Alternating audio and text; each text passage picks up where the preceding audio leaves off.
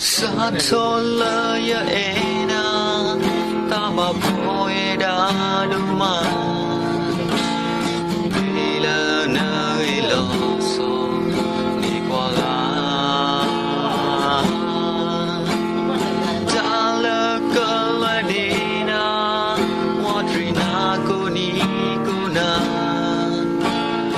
amlo ne da pino ya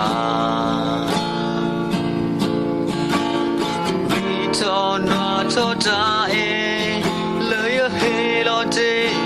na o te no ki ne te blo blo ha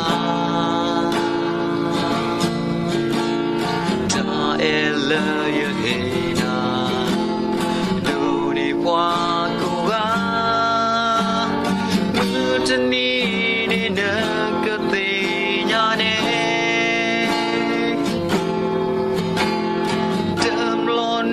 Sinela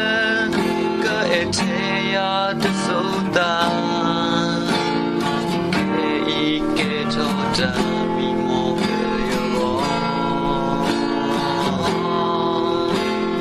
na hata daneya patia tetuga na baya di dalu kwe tukha